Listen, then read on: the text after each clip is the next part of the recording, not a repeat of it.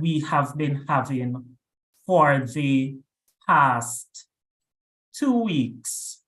So for the past 2 weeks, we have been meeting in this fashion with different youth leaders to engage them on various issues affecting higher education in Jamaica. For the first panel discussion, we would have delved into looking at the extent to which the current higher education landscape is actually preparing our citizens for the fourth industrial revolution. For the second panel discussion, which we had last week, we would have looked at the extent to which higher education is accessible to Jamaican youth. And so this evening, it is most fitting that we come to the point of now exploring what are those policy issues that we must take stock of if we are going to transform and to redefine our higher education delivery as is currently. So this evening is shaping up to be a very interesting and informative one as we engage with a very studied panel of youth leaders who are doing significant work in their own right and who we are confident is in a position to offer us useful insights into some of the issues dealing with policy reform in higher education that is needed. So good evening again, ladies and gentlemen. Thank you for coming and joining us. So let us go straight into our program. So I will invite a member of my team, Ms. Laban, to offer us a word of prayer as we enter into the discussions.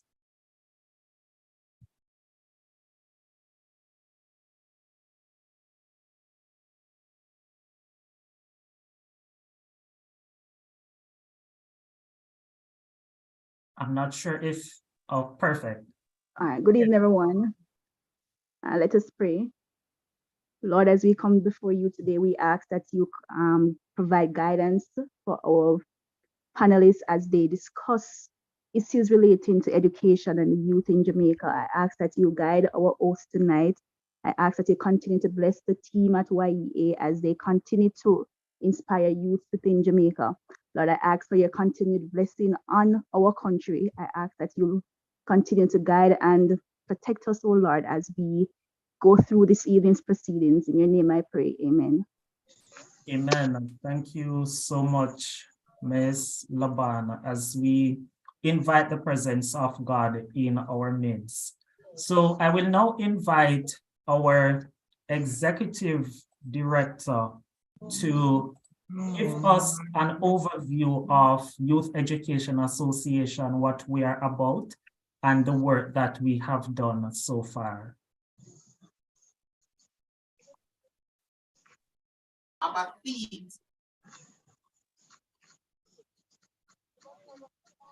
Good evening, everyone. You guys hearing me louder? All right? We are. Good. So I am Terje Wallen, Youth Education Association Executive Director. It's my pleasure to welcome you all here today at our final panel discussion.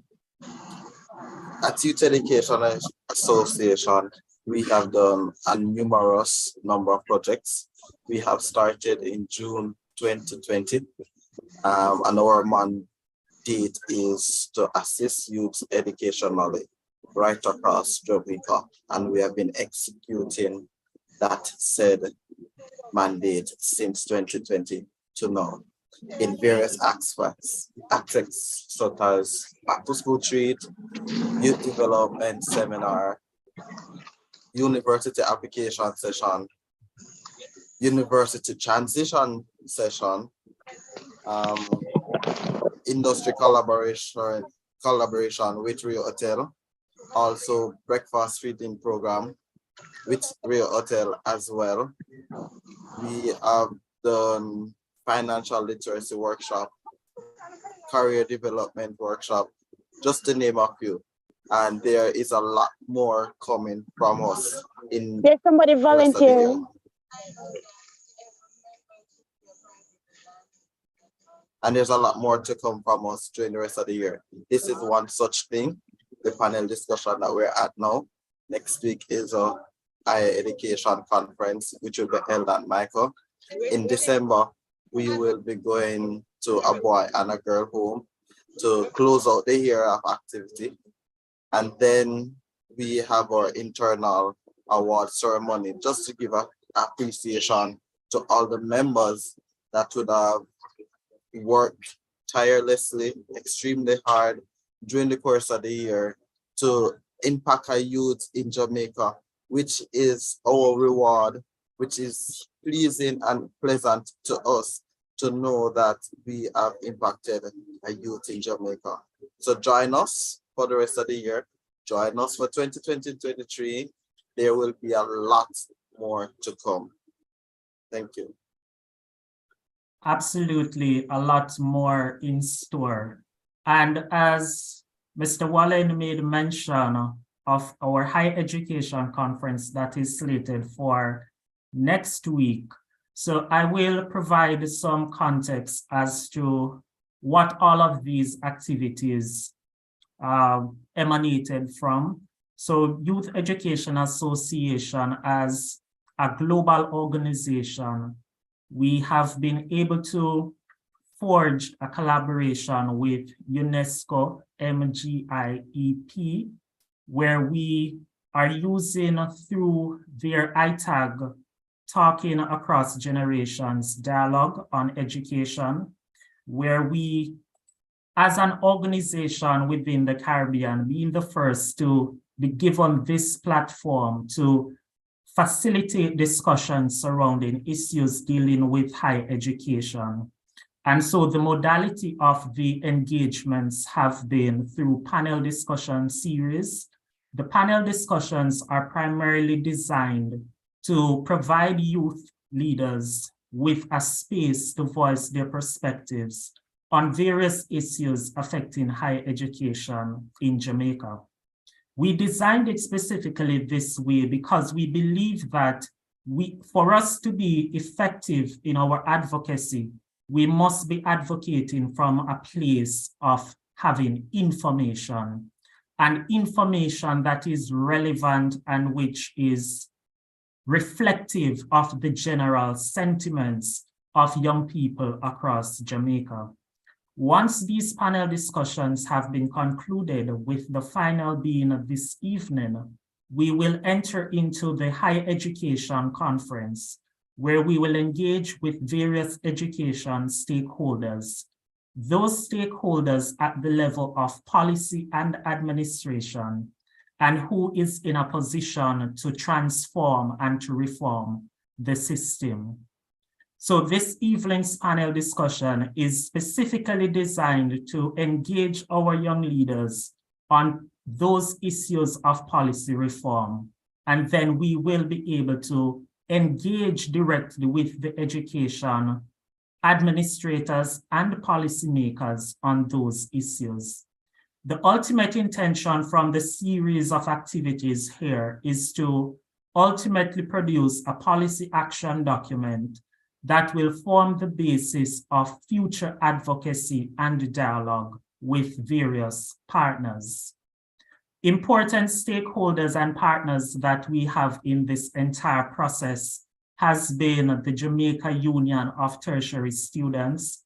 JUTS is an important partner because JUTS represent the voices of tertiary students.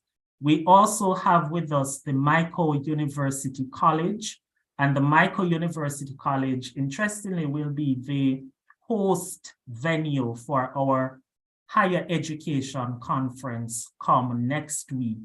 So we have two solid direct partners. We have other partners that we will roll out as the days progress. And we are looking forward to an eventful higher education conference, one that will produce the outcomes as designed. So that is, in a nutshell, the overview of the entire series of activities that Youth Education Association has been undertaking. So with that behind us now, I have the pleasure of welcoming a very studied and learned panel of panelists who comes from different backgrounds, but what is for sure is that these panelists bring a wealth of knowledge in terms of representing the issues that our young people are interested in. So without further ado, I will bring the various panelists into the spotlight. So we have with us Mr. Shamar Wedderburn, and Mr. Wedderburn comes to us from the Caribbean Regional Youth Council as the Vice Chairperson for the Policy and Advocacy Committee. We also have with us Ms. Christina Williams. Ms. Christina Williams is the President for Jamaica Union of Tertiary Students, and Ms. Williams has built a legacy of youth representation, advocating for the marginalized and the dispossessed within our country. And so we are happy to have Ms. Williams. We also have with us Mr. Zidan, I hope I got the pronunciation right, and Mr. Zidan, he is a youth parliamentarian and one who we can expect to see in the parliament in the coming days as the National Youth Parliament gets on the way. We're happy to have you here, Mr. Zidan. We also have with us Mr. Javon Mott. I also hope I got the pronunciation. Mr. Mott joined us from the Youth Advisory Council of Jamaica, an important advisory body to the government of Jamaica. And so it is quite fitting that he is here to share some of the perspectives that the Advisory Council have been mulling over as it relates to higher education in Jamaica. I believe I have gone down the list of panelists, and I just want to reiterate our sincere appreciation to have each of you here this evening. I must say it is a well-studied lineup of panelists. So I will get straight into the discussion by first throwing out the question to Ms. Williams. What are her initial thoughts on the general thematic focus for this panel discussion?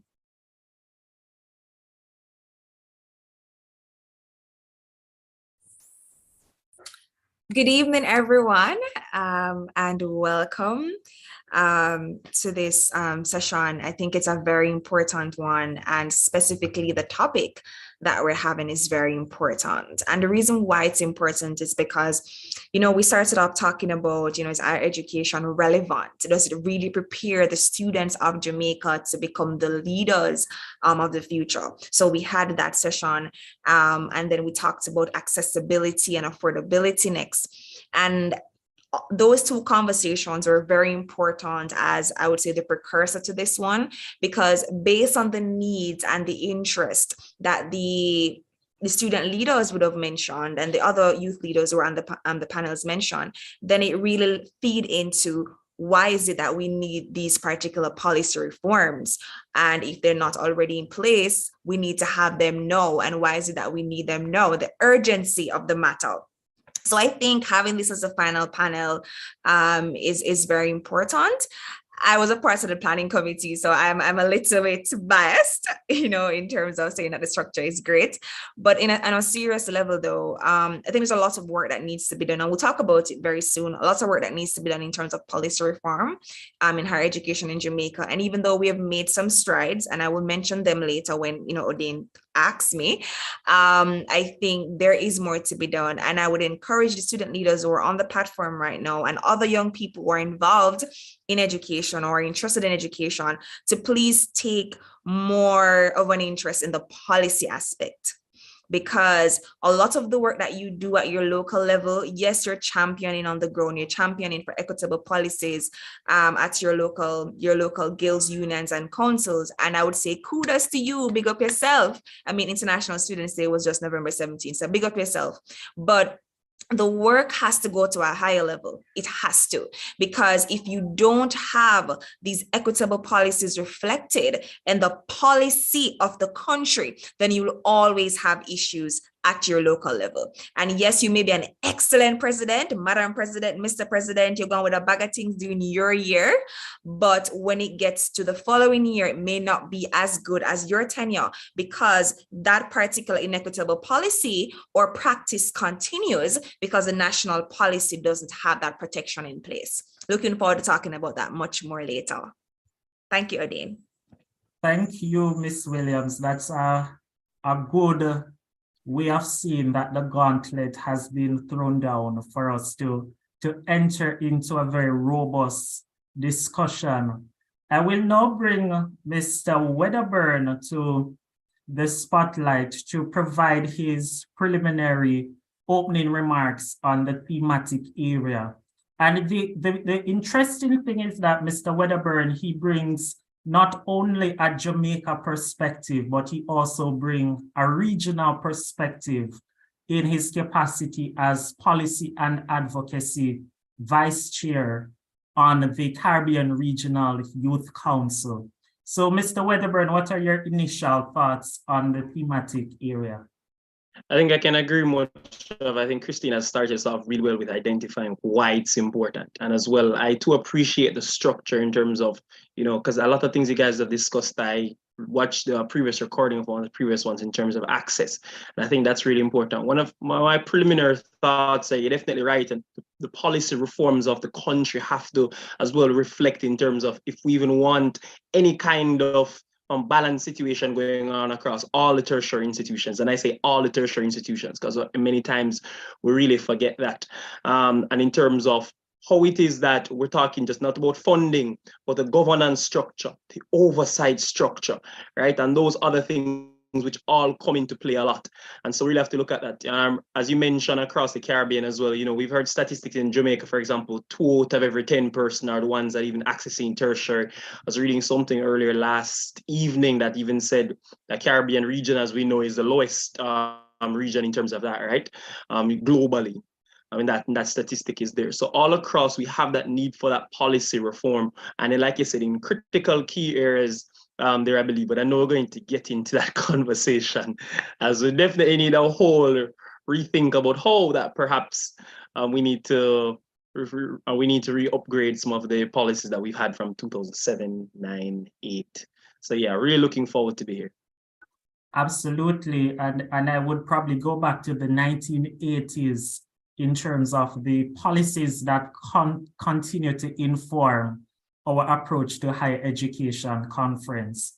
I will now bring Mr. Mowat to the spotlight to provide his initial perspectives. Mr. Mowat comes to us having the ability to rub shoulders directly with the policymakers. So he is on the inside. So it's important that we can flesh out these policy issues so he can take it back to the Minister of Education.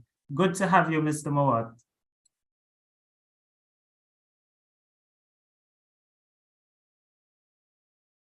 I believe you're still muted. Yikes, sorry about that.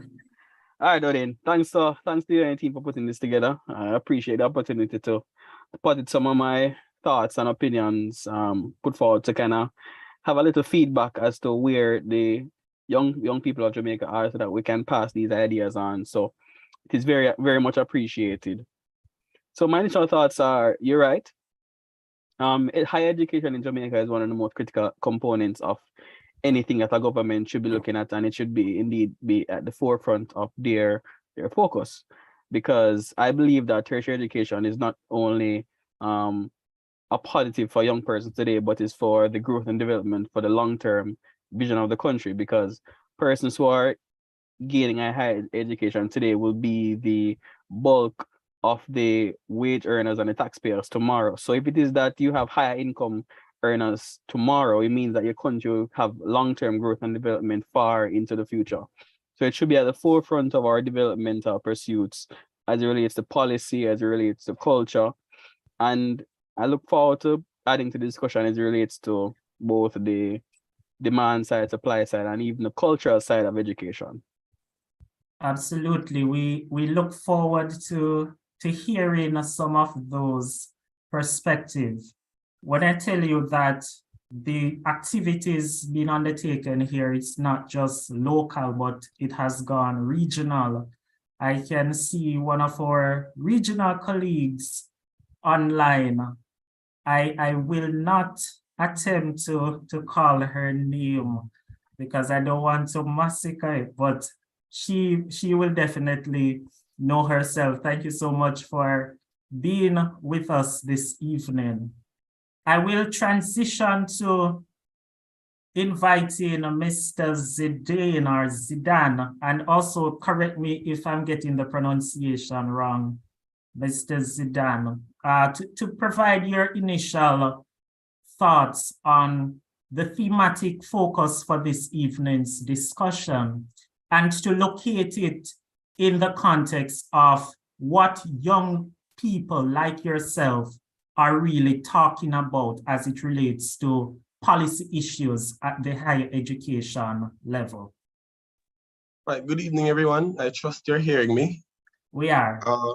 So it's Zidane, it's French. Right, Okay. so you've been getting it right. But I'm very excited to speak on the thematic element of what we're looking at this evening, particularly because it is something that is of relevance, especially now. We have not had any recent reforms to the current policies that we would have had, as you mentioned, from the 80s, from the 90s. We have not had any robust amendments to the current issues students are facing. I'd locate it to both economic and educational. And when I say it, well, obviously educational, but when I say educational, meaning there is this structure that has not been changed. It's not following our recent, move as it relates to where we are going educationally. So you don't have persons being traditionalists anymore. You have persons bridging off from the lawyers and the doctors, etc. And so the policies steer towards those, and they kind of bar persons from moving, and being innovative in their particular sphere and field. And so that's the aspect I'm most interested in. So I do believe it's an interesting and very, very important topic to speak on this evening. Thank you so much, Mr. Zidane. We also have with us Ms. Kimberly Campbell from Mico University College. Please forgive me, Ms. Campbell, if I did not acknowledge you earlier, but I will bring you to the spotlight at this moment to allow you to share your preliminary comments on the thematic area. As one who will be an active stakeholder in education, I know you have a lot to say from the standpoint of teacher education, the issues important to teachers. So what are your initial thoughts?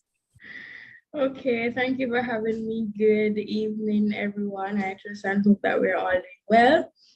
My initial thoughts, this is a very interesting topic, and as much as how I am called here to share with persons, I'm here to learn as well.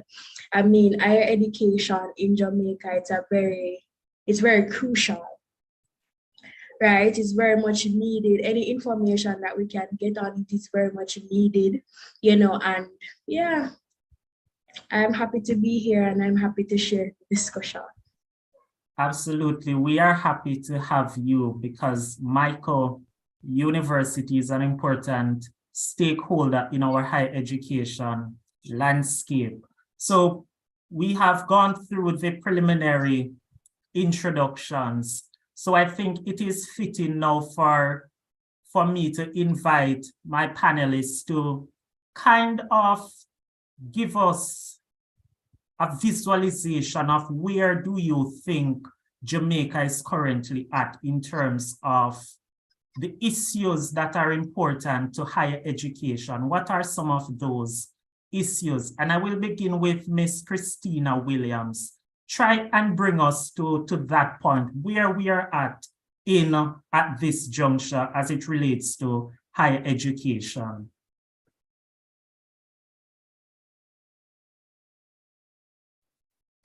Okay, so I'm going to utilize the sandwich method. Anybody here familiar with that? Where you do something good, something bad, something good, right?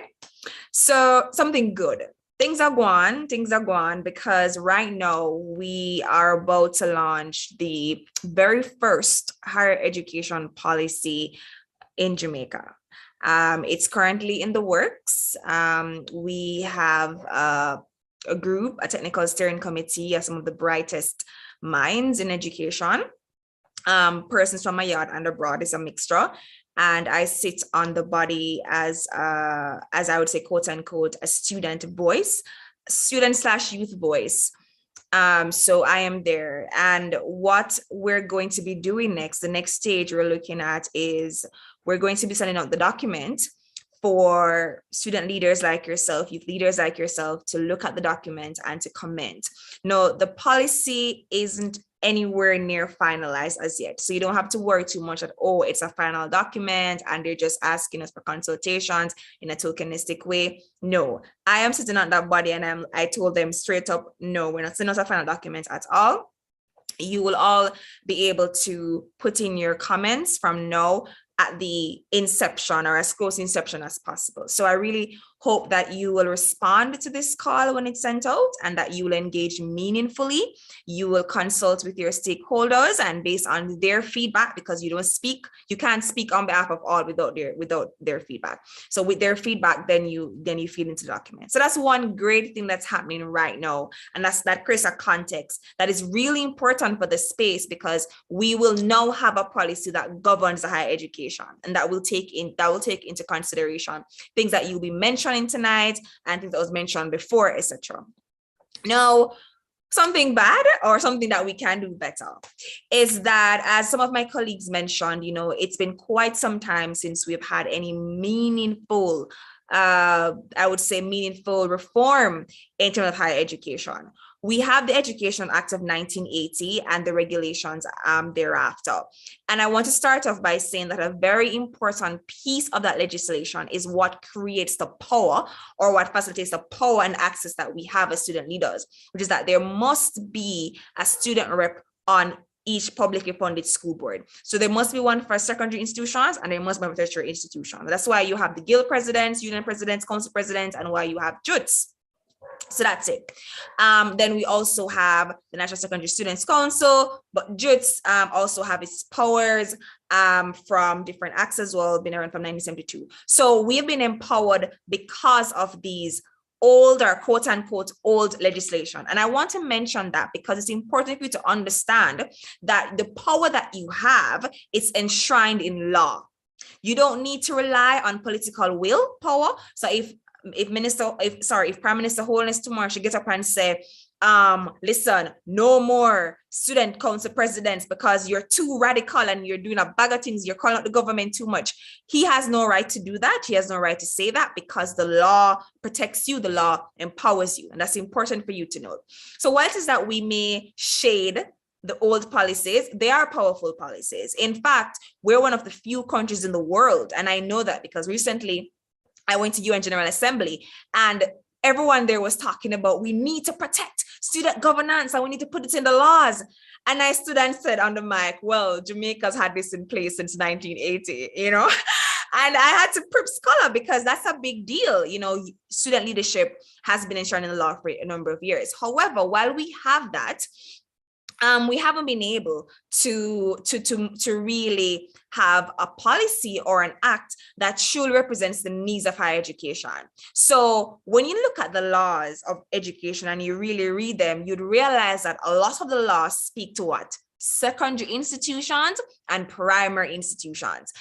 Our Education Act and policies don't truly grasp the needs of our tertiary institutions. And I'll go further to say that outside of the written policies and written act, or what we're seeing as well is that even the very directives that come from the ministry, which is actually a part of policy as well, you don't have to be written to be policy to know that. Policy can come through practice as well. Even through the directives from the ministry, you will realize that once again, there's not much emphasis placed on higher education. So many times when you see them have these town halls and they're talking about what they want to do for the education system, I'm there sitting in the audience looking like, I don't hear nothing about higher education yet. When you look at even COVID-19, all these different things that they put in place, most of it, if not all of it, went or rather was catering to primary education, secondary education. And so that's one of the major things that we need. And luckily, we're seeing that happening in some regards where we need a higher education focus and a policy that reflects that. And then now, coming off on the other side is that a bigger part of higher education in terms of policy reform is that we need policies that also look at students within higher education as individuals. So yes, we need an education policy that looks at the general area of education, the curriculum, how you finance, the housing, the security on campus and all of that. That's important. And I'm sure all of you, my fellow panelists, will talk so much more about that. So I will leave that for you to talk about.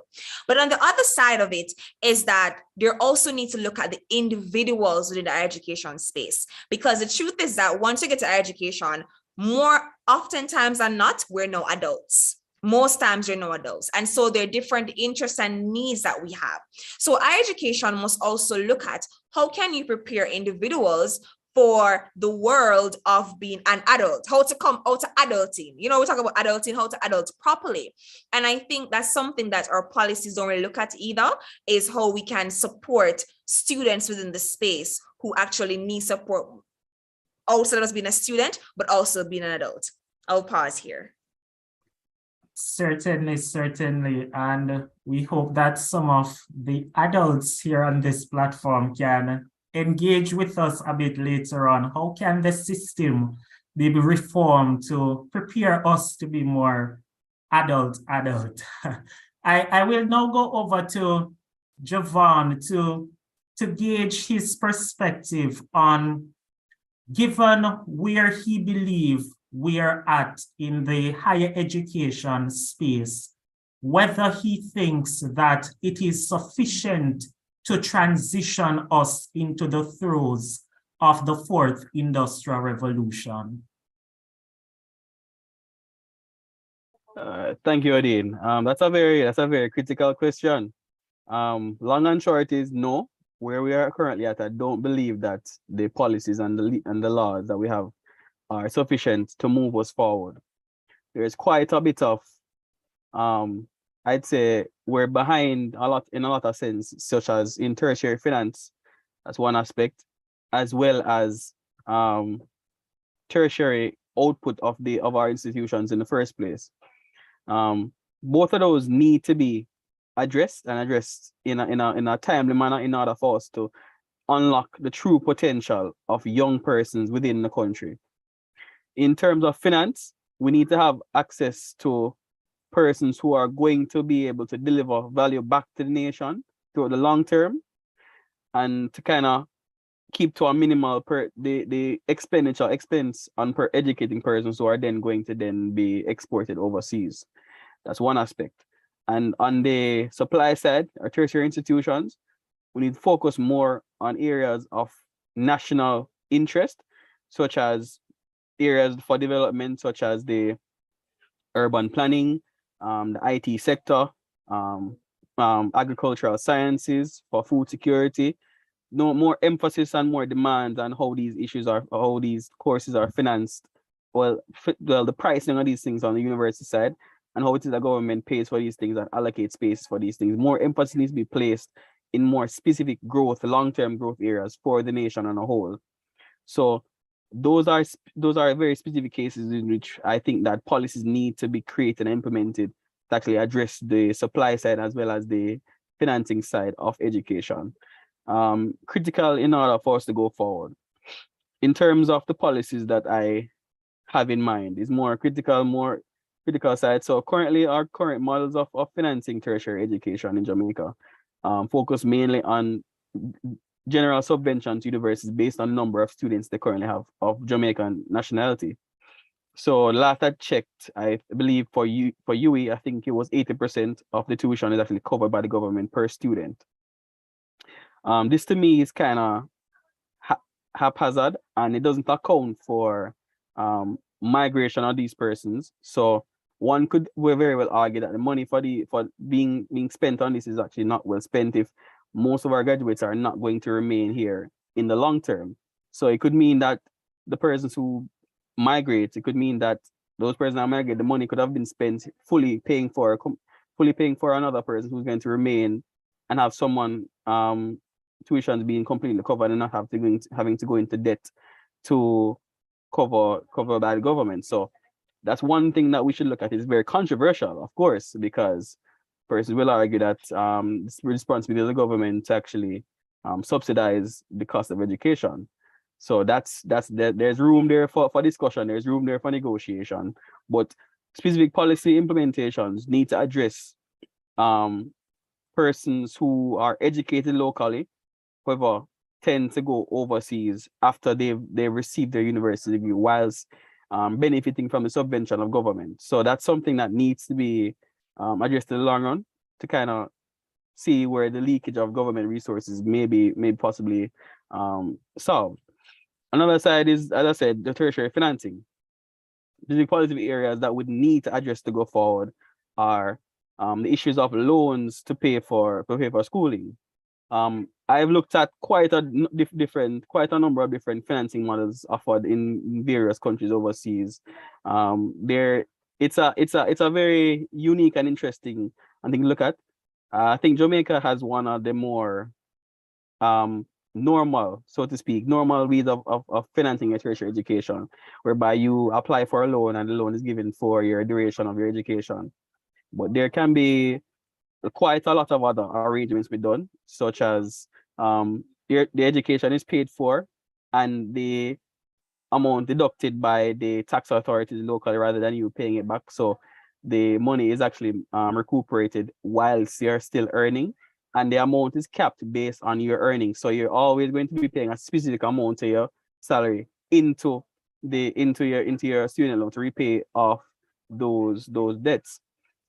So it doesn't affect your living expenses going forward. So that's one way of looking at it. Another means of looking at it is the term for your financing is only for a specific amount of time. So for example, I see quite a number of countries around the world, they look at you are only paying back your student loan as long as you are employed. So once you hit the retirement age, your debt is written off and you're no longer obligated to repay that amount of debt. If it is that, and it's only payable once is that you are gainfully employed. So if it is that you're not employed, you don't need to pay it.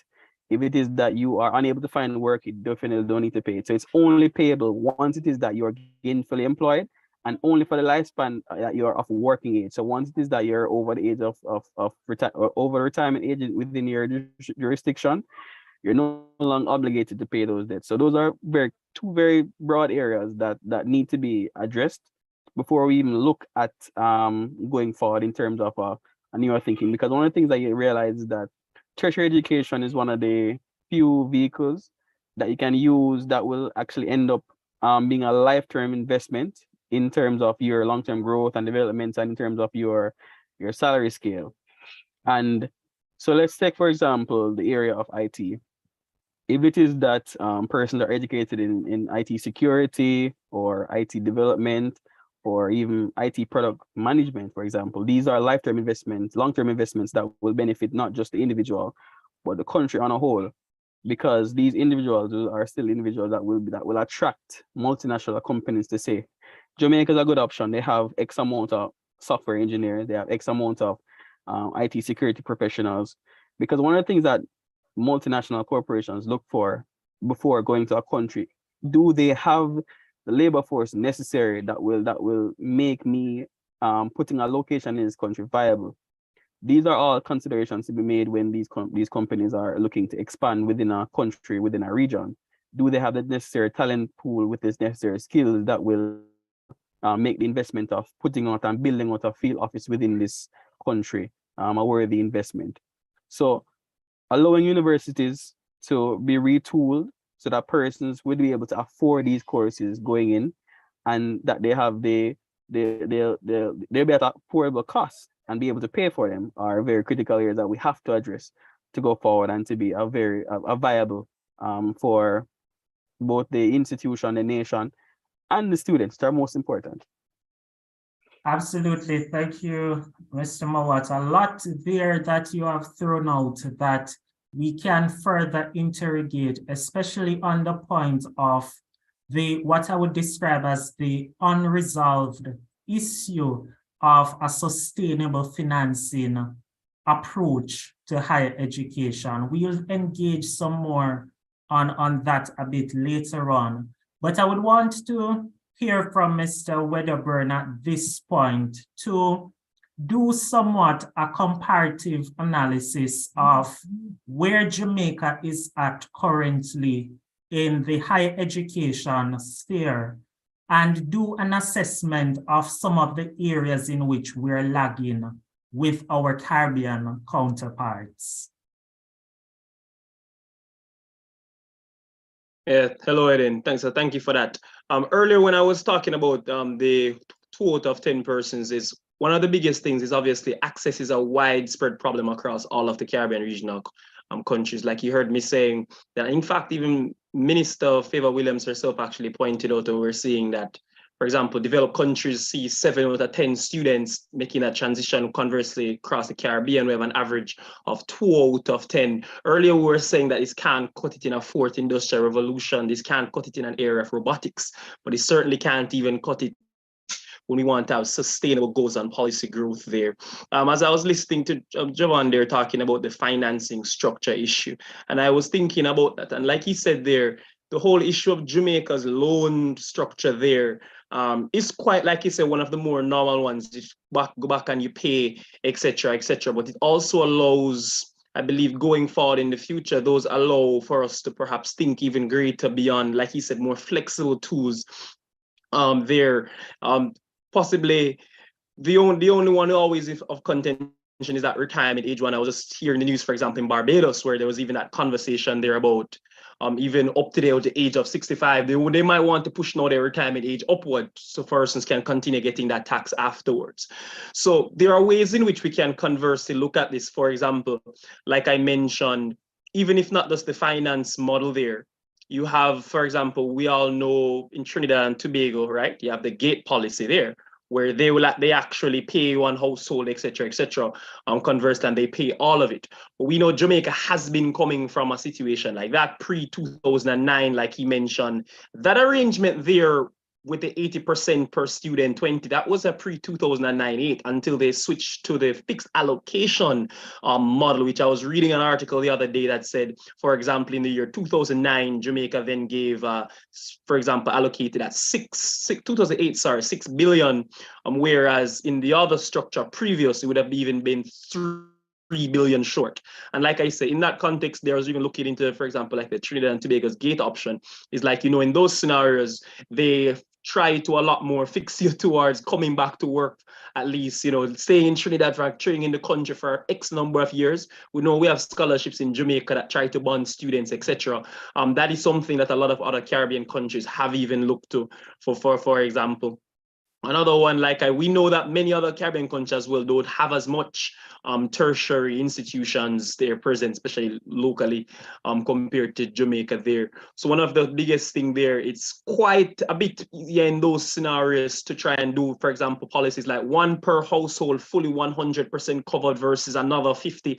Those are a bit, but Jamaica provides a very different dynamic, like he said there, in terms of we see that tuition fees can't even keep the public institutions that we have going.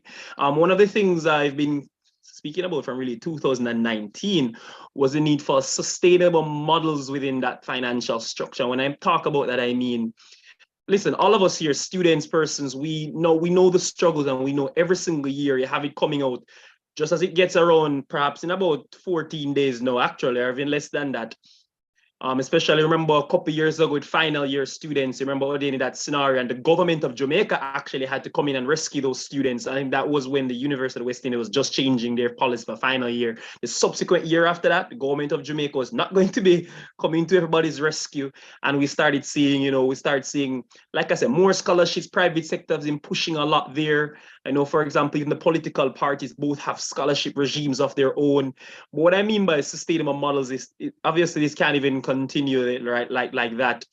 So I agree then in terms of reorganizing the way we allocate, right? Because I think that's the one way we're at right now, reorganizing that way we allocate there in terms of ensuring that previously, that pre-2009, there weren't as much institutions there that the government would have to be allocating to. But now in 2022, we have to also ensure that that same financial model there is as strong for the Michael University College, it's as strong for VTDI, and how it is in terms of their student rate. And I think that's why it's so important when Christina mentioned equitable policy, because we don't want one where, okay, for the University of Technology, the policy can't just be a grand across the board that, all right, for institution to have this much, we pay 80%, we pay 90%. And then for those, there is a disparity. I think we need one that also addresses, like he said, also the developmental plan needs of the country, that also looks into how it is that, as we talk about financing of generally, but there's also the financing of certain programs that require extra materials. We know a lot of science students that I mentioned in the era of robotics. There was an article recently, I think it was where the registrar was coming out mentioning that bulk of the fees and the higher issues that they have there comes from the fact that we have to be importing a lot of these materials to get these programs and courses going, and in importing them from the USA, that is how we get importing from the USA. There's an extra premium cost. So all of these things looking in terms of, like I said, fees there, the materials, different tertiary institutions, CMU, UTech need different things there. I also love, like you said there, like Christina mentioned, and I don't think it's actually present in any other Caribbean country at the moment, Odane, across their policies. Barbados had been mentioning it recently, but the work hasn't started here yet, where she mentioned about the policies being made so long ago don't quite take into account the young adult stage of the students at that level, right? I would love also to see personally in terms of that reform, like she said, in terms of student development here, I would love to also see some of the things that a lot of groups and student organizations and do themselves be in that policy, have a part in there that speaks to tertiary students at this level, should also be introduced to these kind of developmental areas, these kind of soft skill interaction and engagement. Just like you said, there's been a lot of work done for that in secondary, primary now that says all students, they're introduced to this, and those areas. I think there is still an avenue for that to be done for tertiary. So those really areas there for me, a sustainable structure framework for financing. If it is that we have to stay to that allocation model and can't go back to the per student, because the truth, the only, a caveat to the argument is that perhaps since the 2007 period to now, and I'm deliberate why I'm using that period of time, is when we had the largest shift in how the government finance the system, is that since that we've had the statistics show that most of the institutions have had an increase in enrollment by 90% over this 15-year period. And it's more now expensive than ever. However, it's no more as important as ever as the world edges closer to where we need to be, a global status by 2030, 8 years away, people.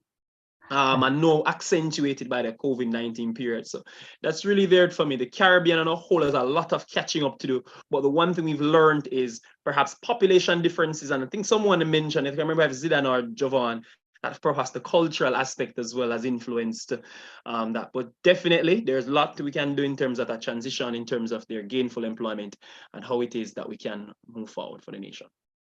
Absolutely, a lot of challenges, but with those challenges are opportunities that we can capitalize upon. At this point, I want to hear from Ms. Campbell, from Michael, to share with us some of the common challenges that your colleagues face in navigating university. So all of you guys, there are ambitious individuals, but I could imagine that things such as cost is a major prohibitive factor. Talk to us about what are those common challenges? Okay, thank you again.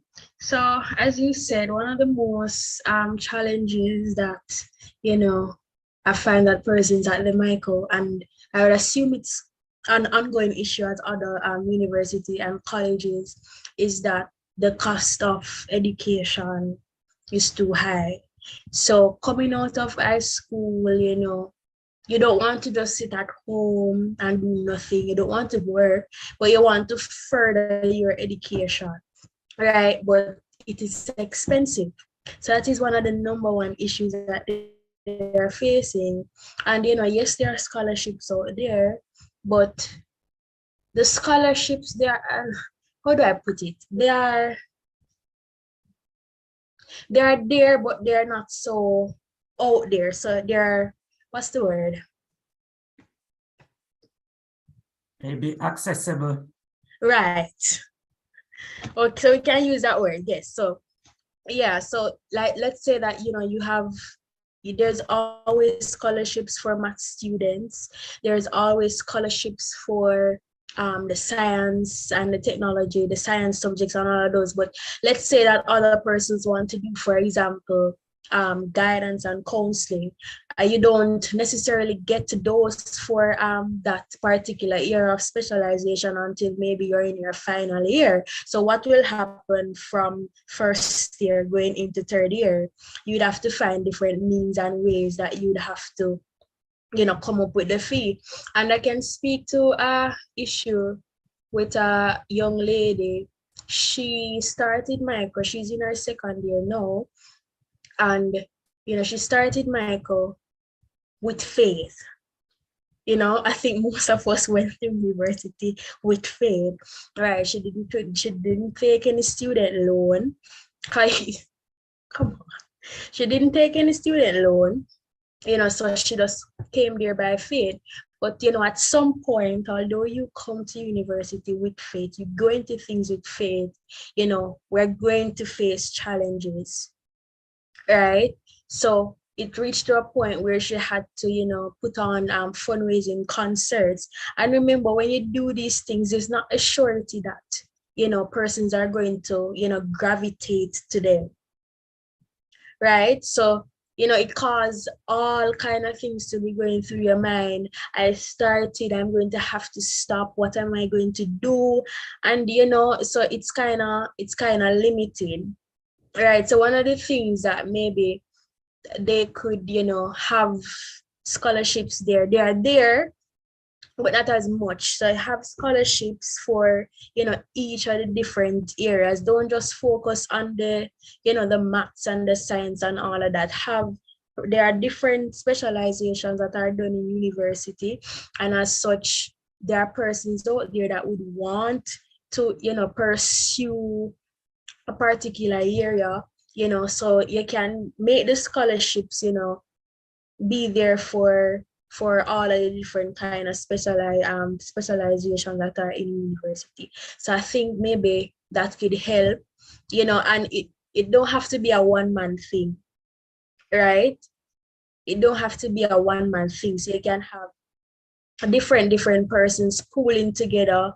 And, they always say once Jamaica come together, or the persons in Jamaica come together, it makes a big difference. It makes a huge difference. Once we come together, once we work together in trying to achieve something, it really works.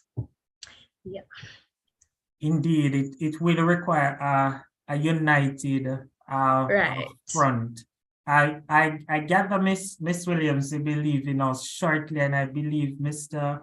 Mowat probably also. So what I'll do is to throw this double questions to Miss Williams to gauge her position on what is the best financing model she believes there is, as well as what are some of the reforms that can be undertaken to the Student Loan Bureau, given that it is the primary avenue that the government has pursued to solve that financing problem?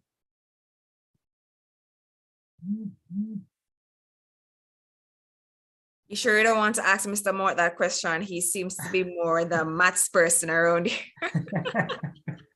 But I will try. I will attempt the question.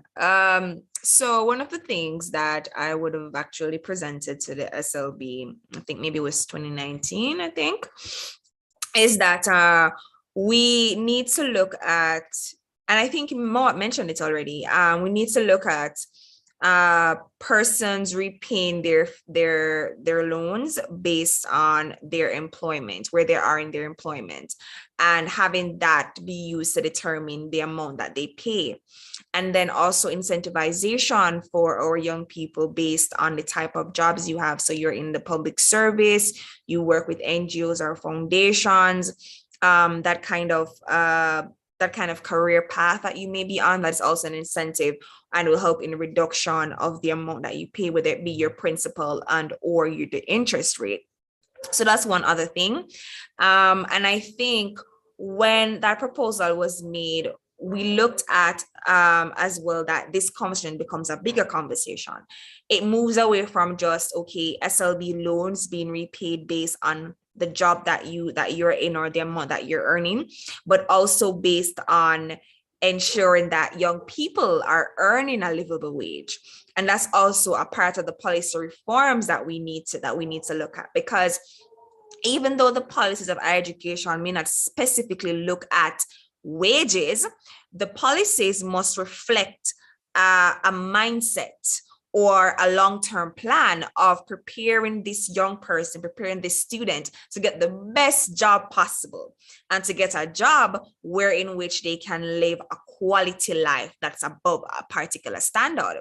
So it's like you're trying to, I think the policies, if we want to truly transform the policies, they need to reflect a long-term vision and not just, as I said before, the student. So you're focused on, open up the SLB. So right now you only need to have one guarantor, which we applaud, and persons and students who come from state care don't need any guarantors at all. So you're looking to say, okay, you only need one guarantor. So that's a great thing for a student. But then what happens to the student after they've graduated and then now they need to repay? So the policies need to reflect the consideration of this young person as a young adult and the life that they will live post-graduation. So yes, SLB needs to look at repayment, payment of fees, rather payment of loans or repayment of loans based on the your employment, based on the amount that you're earning. And then on the flip side, we need to ensure that our young people are able to access livable wage, and then they can also have social security. In terms of the financial model, I think one of the things that we also suggested, and you'll see the education transformation report, you'll see my name there because we had a long consultation with the committee and I gave a number of different recommendations. Some I don't remember right now, but another one that I remember is the education trust. And I would have said to the committee when they had a consultation with me is that we need to have some kind of trust in place where the parents can start to save towards the education of their child. Even though I'm someone who likes to point fingers on government as a national student advocate, I am also the person who see all the other fingers coming back at me, in the sense that the parents of the young people of Jamaica have a responsibility as well. And the students also have a responsibility. And so parents should be given the opportunity to be able to save towards. No, we know we have this controversial thing about NHT, and I won't get into it too much on here, but this is how we really talk about NHT, and people need to have NHT so they can afford housing and all of that. I think there also needs to be something in place similar to that kind of where we push NHT, to push an education trust where parents are encouraged to pay into that. And if we are ambitious enough as a government and as a country, Vision 2030 and all of that, then we could also look at matching these the amounts that you put into this trust. So you won't have everyone who is able to pay at a particular rate or pay a particular amount because of the jobs that they have. So my father is a farmer. He's not able to put no bag of money into my trust. He's not gonna probably make even $1 million, maybe 100, 200, 300,000. But for those persons who are below the poverty line and government look on and say, all right, then this person is really trying to save towards their child's future, then they may match it. And then this may be a partnership with private sector as well to say, okay, then let's say you're doing a trust and you are also accessing service from an NCB or a Sagicor, etc. Then you say, okay, because you're a Sagicor client and you use education trust, Sagicor is going to match you to a particular percentage, maybe not the full amount, but to a particular percentage. And so instead of just focusing on limited scholarships and bursaries, because they are limited, trust me, even though students may not apply as they ought to, if everyone was supposed to apply, they would be very much limited. So we instead of just focusing on the scholarship bursaries model, we may then say, okay, we're going to put this matching model in place where you're matching the amount that you put into the trust to a particular percentage. So that's one thing as well I would have suggested to the Education Transformation Committee about what we can do about the financial model. Then now, in terms of government subvention. No, I will tell you the truth. I don't have the full answer to this. I'm not a maths whiz. I'm not good at economics. But for sure, what we currently have as subvention model isn't sustainable. And I heard Mort mention 80%. Let me tell you, Mort. So let me remove the wool from your eyes. UWI is not getting 80%. We haven't been getting, well, not we, because I'm not UWI anymore, but we haven't gotten 80%, or UWI has gotten 80% in years. On average, you get about 35%. Yes, that is why UWI have so much debt. So UWI is not getting the amount that it's supposed to get based on the treaty. So it means that because that entire model isn't sustainable, there needs to be a switch in terms of, oh, exactly, are we funding? And I think one of the things that we need to look at, instead of just focusing on government funding, government needs to be helping the universities and colleges and post institutions to be self-sustainable. So the government should be funding research that the universities will then use to get funding from elsewhere, because people like to fund research institutions. You're seeing where you're having treatments coming out for COVID-19, or you're getting cure for glaucoma and stuff like that. People will fund you when they see those results. So government should now support the unis to get into more research, and then for that research to use to generate funds for themselves. The same thing, develop their fundraising capacity so they can go and fundraise for themselves. Yeah. So what I want us to move away from as well is this fully dependence on government, because it won't be sustainable. Even if government should stop being corrupt and use the monies fully, I hope they'll do that, but let's say they won't right now. It still won't solve the problem completely. And so government needs to move towards a place of, can we get all our institutions up to a level where they have enough resources that they can work from, and then we prepare them to send them off now to get more. And that's where we need to do. When we look at the Michael, and I'm wrapping up, when we look at an institution like the Michael, who has some of the best, if not the best teachers coming out in the region, Jamaica in the region, Michael should be equipped to a space where it's working with other international institutions, where everybody wants to send their students to Michael for a semester, right? Or for a year as a part of their program, or they're having some kind of research type institution as well. So that persons are like, listen, when you talk about teacher education, Michael is the place to be, and Michael is able to really get funding and support from elsewhere. So I think that's where we need to look at. Preparing our institutions to be enterprising so that they can continue to make funds, not only rely on tuition fees. Thank you. Absolutely, that's a major point that you have raised, Christina, that universities now really have to look at how they can action the innovations that they are teaching, how they can expand their pool of resources by diversifying their income streams. So important point there about what is needed in the area of research and commercializing those research. Thank you so much, Christina, for that one. I will go over to Zidane at this point to gauge his perspective on the recent policy move to implement the sixth pathway program And it is designed as a means by the government to respond to the issues that we are facing with the high levels of high school dropouts at the point of grade 11.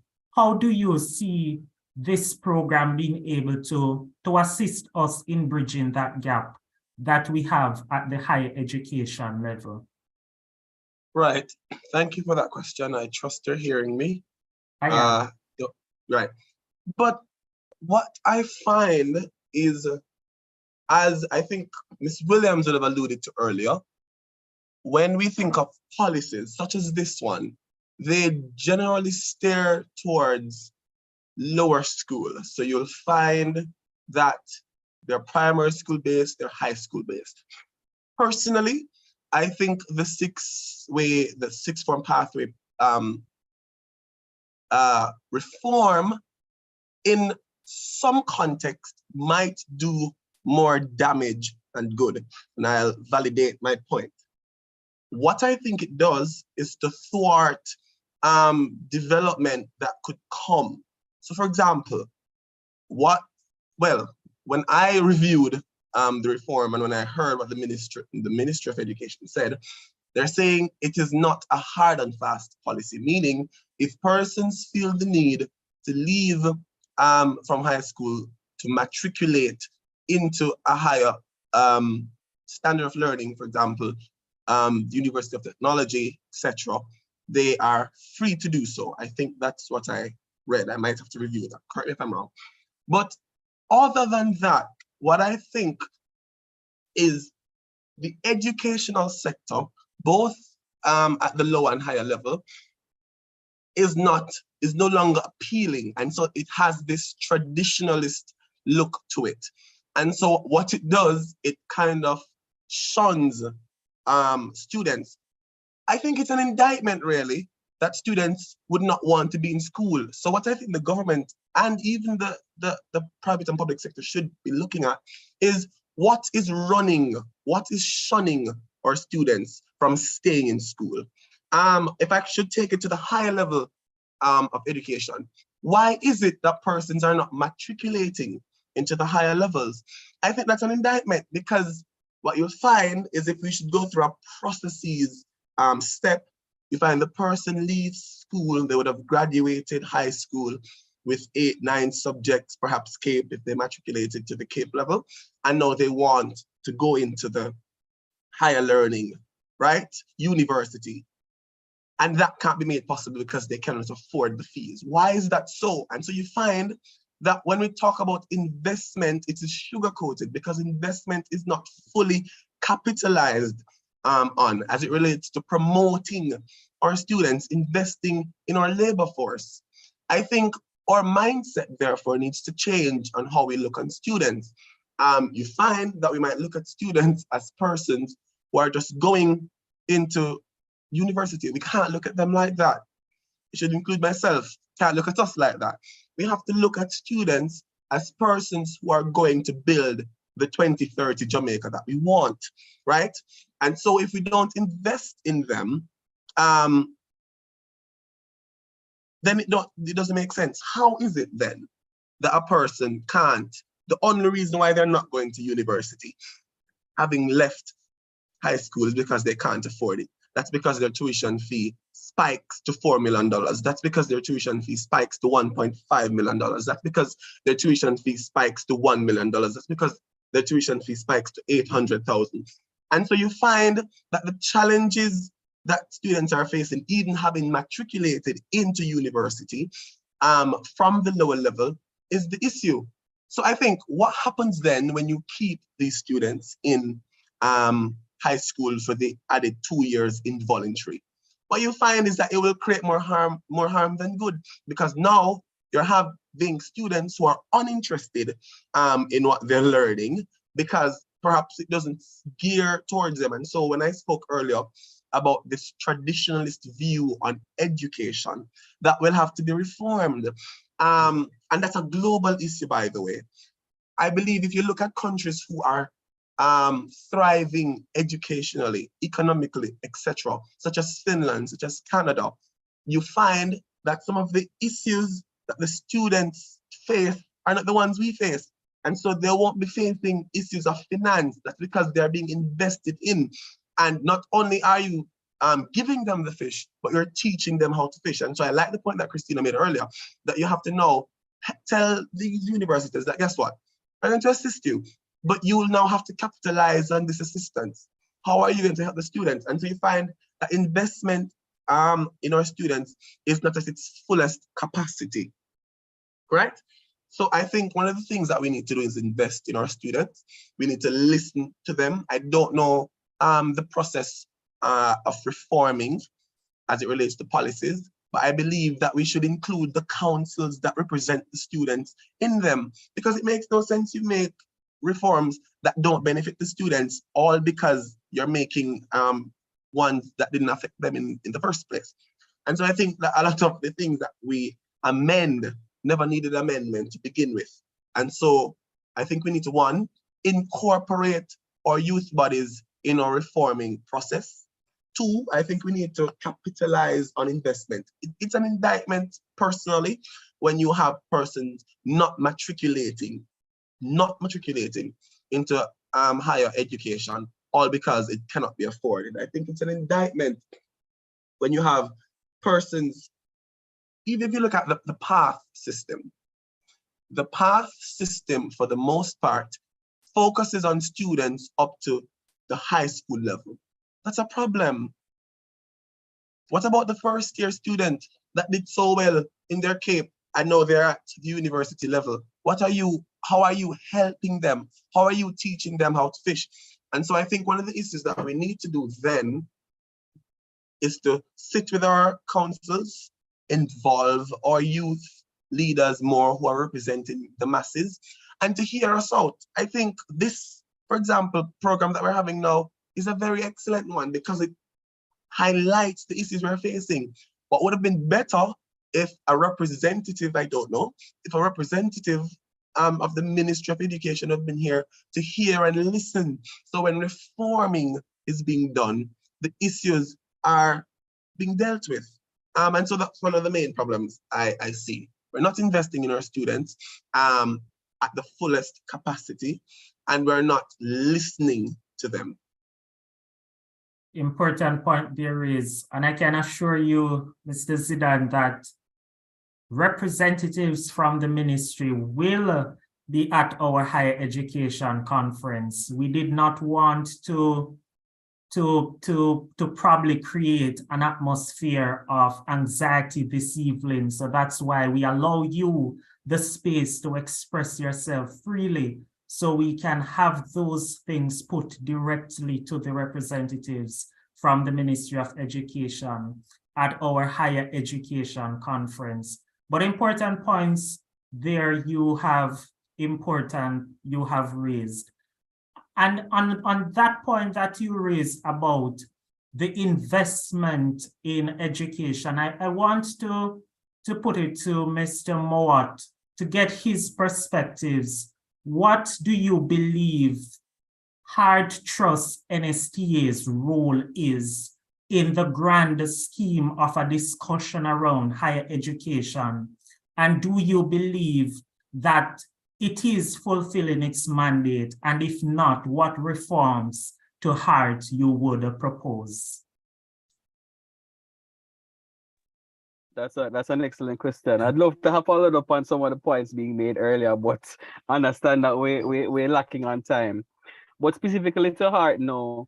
My opinion is no. I don't believe the institution is fulfilling its mandate, as it's focused on mainly vocational occupations are not necessarily fulfilling the potential that this organization has.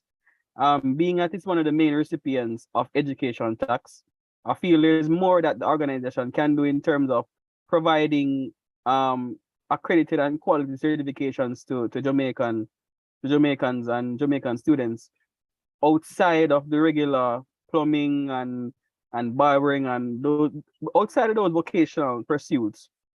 They could be retooled to provide things on the lines of IT certifications or any globally accredited certifications, whether it is ACCA or whatever the case maybe it could actually be retooled to provide these globally accredited solutions.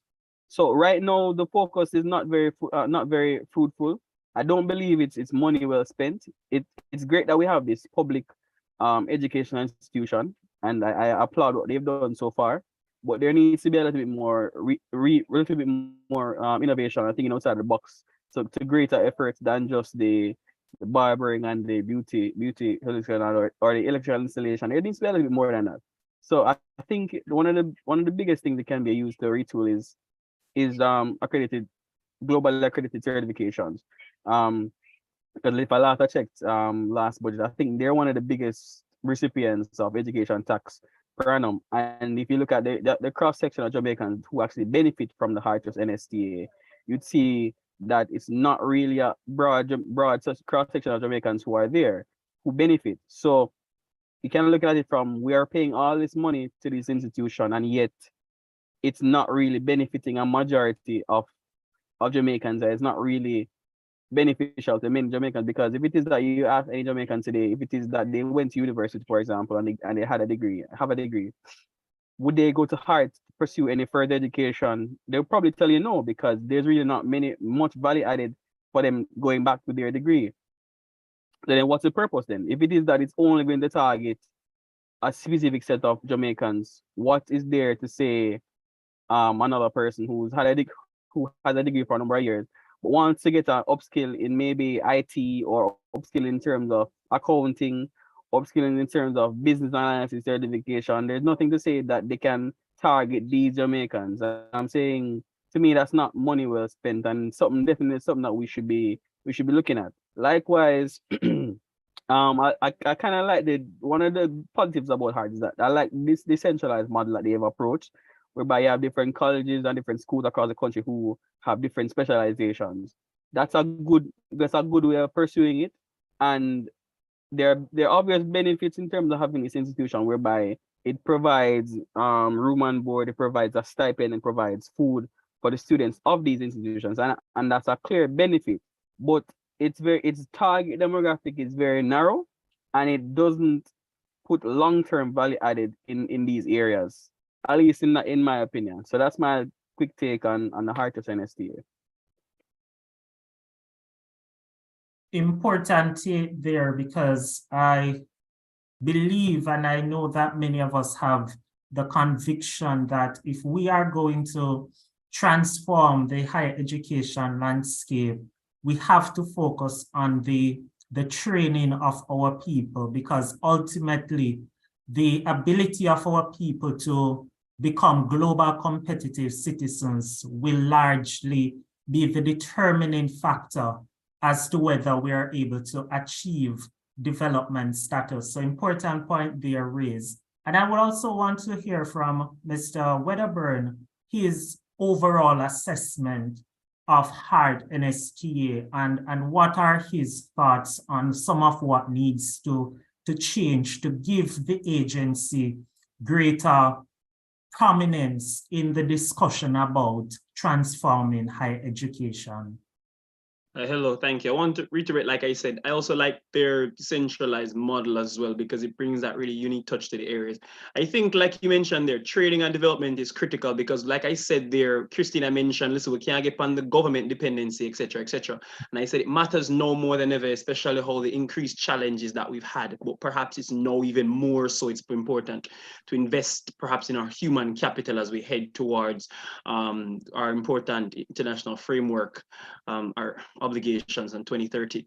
There's a training and development. I've always personally felt that at least the concept behind Hart Trust was very, very critical and important in terms of recognizing, like we say, in terms of skilled persons and certifying them in order to really ensure that, hello, we're going to come over here and ensure that you guys all across other young persons have a route and have access and are able to fully have certification and proper recognition of their skills, and to train person in different things, and they're constantly adding more. That's all important, that's all great. However, like at the end of Javon's there, now is the point in which we need a long-term value-added system on there in terms of how they're going to forward. Actually, about 2 days ago, again, I said 2 days ago a lot, man. Something just come across things. I was reading I even again saw, like you said, Heart will say, hello, do you have a skill in, I think that for that one is, do you have a skill already in electrical repair and appliances? Come here today. We have a 45-day course and get certified again in repairing certain of those appliances, etc., etc. And the comments was filled under, what do I need to come here? What do I need? And the comments just come, here's a document here so it can go. However, for that particular audience, like he mentioned, that audience was already persons who already kind of handy with their hands. And the issue there is they just didn't have the piece of paper that let them command even a higher fee. And we need to even go beyond that now and increase the scope, like even if we can't, in terms of physical infrastructure, create in terms of how we put it to all the different demographic as well, and larger in terms of where we're not reaching. And then the issue with that one, again, like we said, is that now you've already captured persons who had already doing day-to-day but don't want to certify them. We now need to go beyond that, like we say, in terms of the long term. Even after that point, the values and that they still get after that, even show them, all right, after you do that, no, you have to certify, you know, here's the other parts in terms of getting to that next level with business them there. After we just say, all right, yeah, man, we work with couple organization, they should hire you. But what happens after that point? We need to go beyond that track and say, well, we've realized that 65% of the persons we certified in that course still haven't really had an improvement in et cetera. So we need to, I think we need that longer term base now, because the concept is good, but it's no longer just to say, good to say, hello, it's all great because we're certifying. And that's really important. I think as we kind of go forward as well, we'll have an increase, like I say, in the take up of persons who are actually going there, because persons are interested. But like Christina said, persons want to ensure that they're able to be gainfully employed there. That gives them a great quality of life in terms of, you know, their living expenses. And so that's the point that we want to get to, and that has to be the metric of the study, and not general professionalization here, because so yes, that's how I see it. Thank you, Mr. Wedderburn. Important perspective coming from you there. We're now at the juncture where we will onboard our participants into the discussion. We have been having a quite interesting and engaging one so far, where we have explored issues to do with access, issues to do with financing models, as well as issues to do with exploring the extent to which important institutions are fulfilling their mandates. So at this point, any comments, any questions from our participants on the call? If you have a question for our panelists, you have the opportunity now to raise those questions, even if it's just a thought that you have. We invite those at this point. Any questions? So I'll just reflect on the point about the role of hard NSTA while our participants write down their questions to ask, because it is quite important that we have this conversation, as the Prime Minister would have indicated that we face the potential of having a shortage of skilled labor. And I believe that a lot of persons missed the point about skilled labor, because we have a lot of people who are good in their trade, but when it comes on to the certification, they don't have that evidence.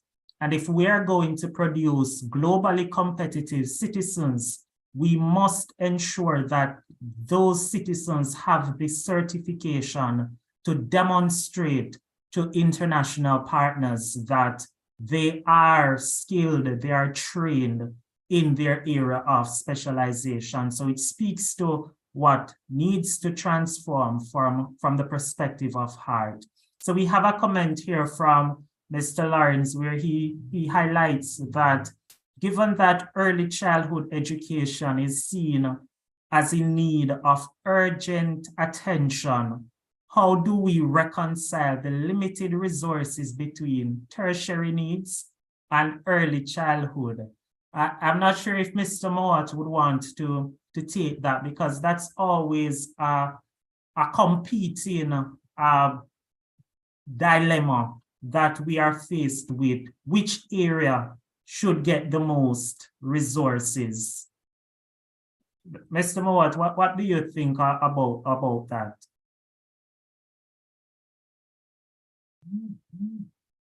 You put me on the spot, you know, Odin. I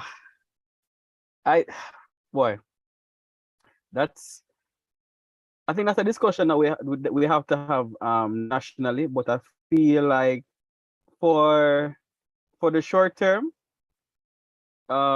tertiary institutions probably deserve more attention for the short term.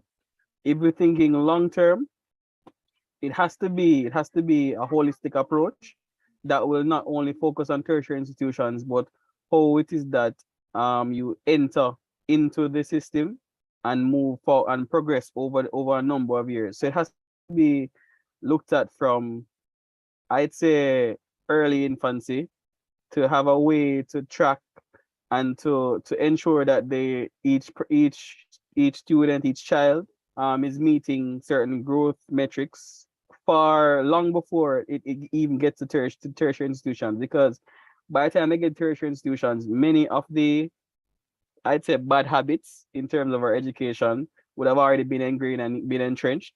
So if we focus on a holistic approach, we have narrowed in on the bad habits that we as students have and need to have focused areas on, and to implement specific learning and teaching and training methodologies to kind of handle those long before it even becomes a problem to students. So it has to be a retooling of the education on a whole, to actually, from this mass production line of students and careers, to more of a individualized approach to how students are taught in the classrooms and how they're educated, to find out what makes each student unique. How is it that teachers can have a specific teaching and learning program to each student? And I think based on how technologically advanced that we become in the class, well, not in our classrooms per se, but globally, this is something that is very much possible, that you can have a specific teaching and learning program per student, and it can be implemented per student, because we have tablets that they can have their different learning exercises from. You don't need to give one assignment for the entire class. They can have specific assignments based on each student, as long as that's actually created ahead of time, and teachers would actually do the due diligence. I don't want teachers in the room to get upset with me now, but teachers can create individualistic learning profiles for each student, so that if you know that you have a student in the classroom that's far advanced ahead of what the other students are learning, you can give him a little bit of more advanced exercises, so that maybe he could be learning at a grade ahead. So you give him a little bit more challenging exercise, versus a student who is not as well off, or doesn't come from the kind of household that is as engaged with him as they ought to be, to kind of give him that boost at home. To give him a little bit of learning at his pace, that he can learn and grow and not feel as if he is somehow lesser than other students within the class. So I feel like implementing individualistic teaching and learning approaches would actually stem quite a number of challenges we have in the classroom. So long and short answer is, if you want short-term fixes, it definitely focuses on tertiary institutions, but for a more holistic long-term approach, has to be the entire sector on a whole, focused on individuals rather than mass production of students and professionals. Thank you, Mr. Mowat. Important thoughts that you have shared there, because the data indicates that we have a high level of dropouts at the high school level. And when we assess those students who are dropping out at that level, they have not achieved the basic mastery and numeracy skills.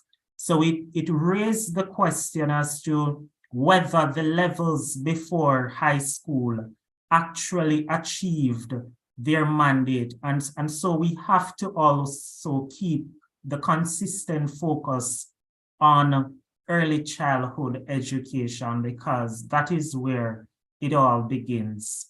So we have Miss Campbell making a point here that she says that a lot of these teachers are not sure how to deal with students that aren't as fast as others. And it is pretty sad. So they tend to move on and leave those children behind. And it is sad indeed. And I think that it is an area, policy area, that the ministry has been talking about. I'm not sure whether the finances have been matching the talk in respect to having more specialists in areas to treat with some of the numeracy deficits or the learning challenges that our students are presenting. So it fits perfectly back into the discussion about the need for greater levels of investment in education, and especially also in teacher training to build the cadre of skilled teachers in this area. Go ahead, Mr. Wallen. Good evening. So I have a question to the panelists. What do you think can UCJ, that is University Council Jamaica, can do to streamline some of these degrees that are offered by the university? Because, for example, there's a Bachelor's of Science degree.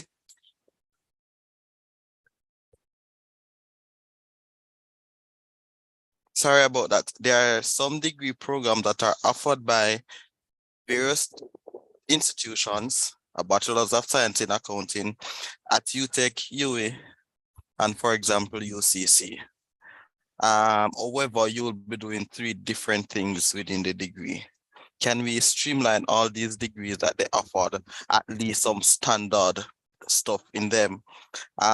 In a panel discussion held before, I think it was the first one, there was a student that did a degree at a particular university in Jamaica that did not exposed to any technological or accounting software during their degree. And another university in Jamaica in their degree program is offering that exposure to an accounting software. So there are degree programs currently that are named the same, but when you actually go and do them, the entails have different stuff. What can UCJ do to streamline that? Okay, let me see which of my panelists will take on that one. Mr. Wedderburn, let me hear your thoughts on that, because it speaks to the broader issues of us having a national policy for higher education. What are those minimum standards that must be in place to ensure that comparatively different institutions are offering similar products to their clients who are ultimately students? I think it's really important, like I said earlier, we've been talking about aligning the developmental needs to the country and as well what we want to be in the future. I think someone said something earlier in the Zoom, which can really be our tagline going forward, which is that we need to stop thinking as we're graduating students, but that we're training our workforce, our persons that need to provide for our country going forward. I thought that one was a really interesting comment. To be honest, and I think, to be honest, a lot of it comes from also tradition with certain institutions. This is what this degree is put down called, especially at graduation, is conferred, especially the way they call it. And a lot of it is that, but there's perhaps an argument there, as he makes an excellent point, in terms of that value and the quality that in the workforce that you're receiving. And so that has to, like Mr. Moat said earlier, be construed in the national developmental goals overall in terms of the whole structure. And I think that is something they would have to look at. With regards to the And by the way, this is also something in which I believe Christina would have been referring to earlier when she said, and this policy needs to have in count even much more than the finance, even the other individual things that really weren't, like we said, with the old policies, which didn't mention tertiary, which weren't even thought of. This wasn't a conceptual of mind about, does the program name and how the discussion in between them matter? That has to now be a national, international priority to ensure that all across the board, individually, we know with some programs versus other spaces, regardless of the name, in terms of what you're getting. For example, a lot of us know the UTech example there, but we need to get from that point of just, that's something we know, into writing it down to ensure that we don't really have that going on. Like you said, you should be able to can just, like you said, your Bachelor of Science degree here, another one called Bachelor of Science here in this area, because someone said earlier as well that in terms of when multinational companies come here, that they want to be sure of not just the labor force there, the skill capacity, what they're getting, and we want to ensure that at every institution our graduates are at the highest level possible. Absolutely. I'll now invite Zidane to share his thoughts on that same issue. Right. Well, if I could just go back a little bit. Oh, my camera is not on. If I could just go back a little bit and a touching issue that I was thinking of before I jump here. I think when we look at as I would have mentioned earlier, that there is this traditional way that we look at things. In fact, I had a conversation with a group of friends some year ago when we were saying to ourselves, perhaps what the government could do as a part of reform, which is kind of a coincidence, a kind of reform, is to, from the younger age, look at how persons are steering, right? Because we have to understand that not everybody is going to be a quote unquote math brain or an English brain. Some persons are just going to be very skilled. Nonetheless, we need to ensure that they are equipped with literacy and numeracy. But there is this hard and fast kind of traditional structure that I think we might have to reform in how we are preparing our students for higher learning. But to the question of streamlining and degrees, it makes no sense you say you're equipping persons and the working world doesn't appreciate them. And they wouldn't appreciate them because, one, they wouldn't have been fully acclimatized with what to do. And so we say they are book, they go the book way. There is this book way that we have to kind of move from. We have to create persons that the working world is going to appreciate, that the working world can see and understand. Now listen, I went to university for 3 years and I studied this course. I know what there should be this assurance that I know what I can give to both your institution, to both your workplace, and to my country at large. And I think that doesn't really exist in its fullest capacity. And so the working world will not appreciate somebody who might have a degree from, and it's so sad, from even based on the university that they would have attended. Because the program, when you look at the program, it doesn't outline, if you compare a UE program with it or what have you, it doesn't meet that standard, and we cannot have that because we're not creating persons to sit down with degrees. That's defeating the purpose of going to university in the first place. We need persons who will give back to the country. And so if you look, all of the points with that I would have heard and in turn said have to be linked. Firstly, we have to invest in our students. After the investment and they're matriculated in, we now need to create not just a regional prodigy, but we need to create a world-class prodigy, that persons, they can go outside of the Caribbean and even inside of the Caribbean and give back to their country. That's how remittance work, right? And so we have to think not just student-based, we have to think country-based. Once we have section our mind towards the country-based, then we have to move now towards a capitalization on capitalism. Because remember, we're going in a world market and we're going with world-class people. So we in turn, our programs, our degrees have to portray world-class. And if it's not doing that, then a problem arises as it relates to Streamline. Significant problem indeed. Mr. Mawat, let us hear your thoughts on that and the important role that setting the policy parameters play in ensuring that there is minimum standards and the quality across different institutions are being maintained.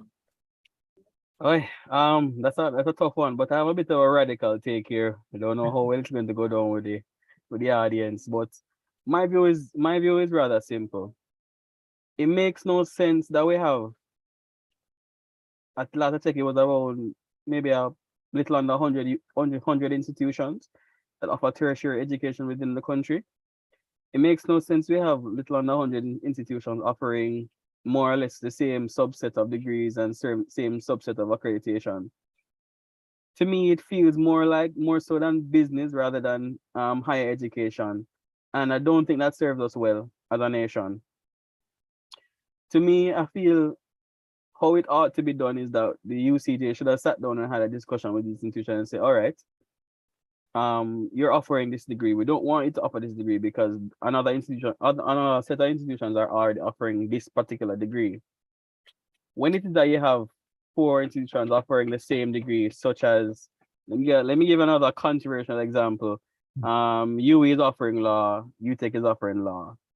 One institution, I don't want to call nobody name, is offering a degree more or less, some people say is lesser value than the other.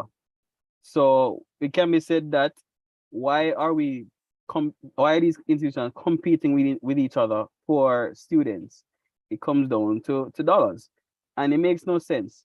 Our tertiary institutions shouldn't be run as a for-profit entity. That's not what they do. They receive government funding to provide this education. I want to believe, I want the policy to go in a way that it shouldn't be a means that you're doing this in order to make a profit. It should be at the very best to break even in order to educate the nation's institutions, because the nation is entrusting you with its students, providing you with the funding to actually do this education. So why is it then that you're chasing profit more so than actually educating the students that you're being paid to do? So I think that they should sit down and to allow ask institutions, mandate them to say, okay, we don't want you to focus on these degrees, we want you to focus on these, provide them with a mandate of a subset of degree programs that they should pursue, rather than everybody offering a set of degrees that, the regular, the business administrations, the marketing, offer other areas that aren't currently being offered to students, such as cybersecurity, along other areas that aren't offered by any other institutions. It should be more focused on allowing universities to specialize so they can actually go deep down on these core subjects and be the best globally at actually educating students in these. That's the only way that they move forward, because this general university whereby they're offering all different kinds of programs doesn't seem to be working, because their focus is all over the place. There's no area or core area of focus that they're all in on STEM, or they're all in on the arts, or they're all in on teaching. Everybody seems to be, they start out with a core focus, but yet they're moving over into other areas, moving over into the arts, moving over into the sciences, moving over into the medicine. So I feel like universities start out with a core aim, but over time their focus shifts into other areas. And to me, it feels like they're using more funds they got from the students who are from the core areas and shifting over into alternative studies. And by that metric, the original purpose they were built for is being watered down to a substandard of what it used to be.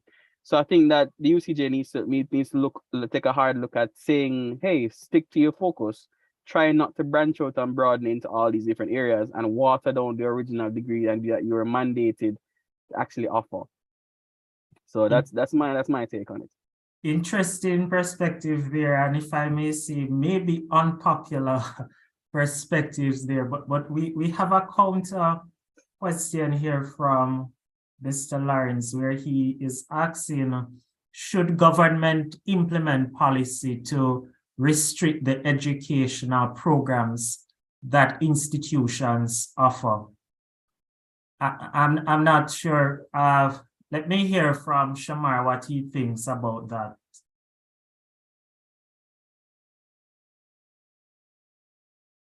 And he has a follow-up comment there that said, doesn't go against the free market. Yes. And I think that's where the conversation would now turn, like we're saying, in terms of the programs that they offer. Because I think this has always been an interesting. I still lean on the fact that there'll perhaps be an issue with that. I think governments recent what they've tried to do there is encourage and perhaps direct a lot more attention in terms of, for example, what the grants to scholarships that focus. In terms of restricting what they offer, I think something a lot more practical, suitable would be to give a guideline, a proper outline thing from the very top that sets, for example, a period, for example, between 2024 to 2028. Here's where we're kind of work, rather than just come in. I think we just come in and say, anything you have named Bachelor of Science, that's an art and craft, or it's not robotic, get rid of it. I think it's better for them to set a kind of longer term kind of outline there, and it allows each of the different institutions to kind of prepare themselves, restructure if they want to combine two programs, like we're just kind of talking about, as well. Because again, a lot of especially the three universities, especially the public universities, a lot of things are also laced in, unfortunately, a lot of things are also laced in their traditions of how they did this in 1948 when the first 40 students wore robes and so, yeah. But it's an interesting comment, though. Interesting to hear others as well. Indeed, it is quite interesting, and it will bring into a point for discussion around what Mr. Lawrence would have raised as it relates to giving the institutions the room to pursue their individual path. But it also reflects the role that the government, the state, plays in a bit articulating what are the national priority areas, because having that articulated clearly will force universities to align their programs with those national priority areas. And a good way to incentivize the pursuit of those areas is to actually provide investments in those areas, to provide scholarship opportunities, to encourage more enrollment in those programs. Important points there to explore. Earlier, we had a point being raised by Amanda as it relates to, I'm not quite sure at this point which point she was chiming in on, but she made a point about the need for there to be greater streamlining of students. The discussion has progressed so much that I'm not sure if Amanda would be able to come on mic and to address her question and to refresh our memory on the context.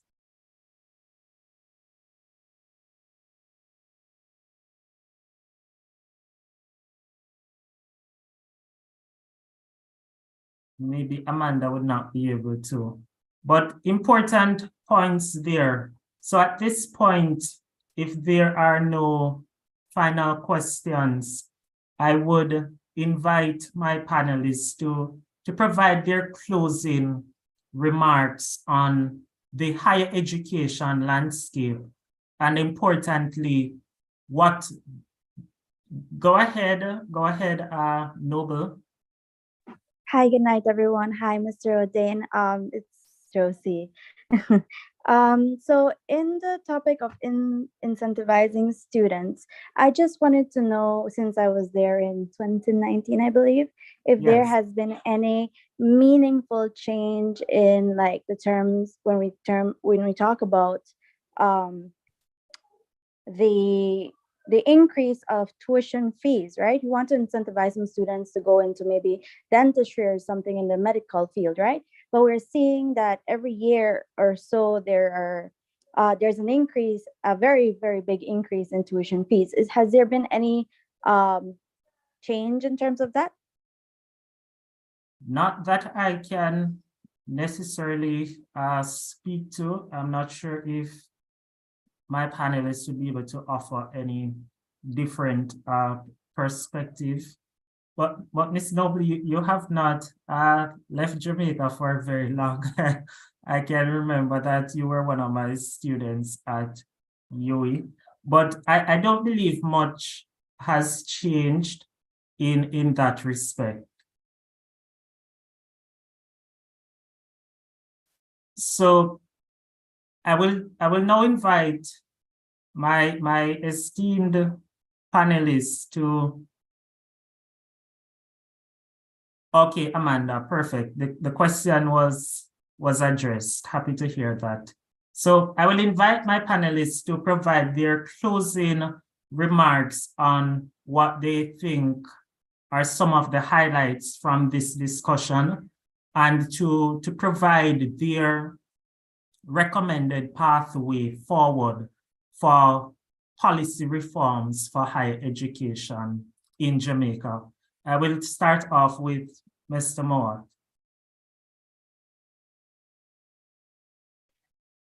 All right, guys.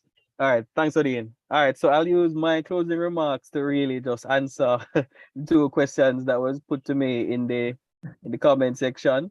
So no, I don't believe that education should be an issue as it relates to free market. If that were the case and education was free enterprise, the government wouldn't be giving a subvention to free enterprise in order to educate students. So education is not and should not be a free market enterprise.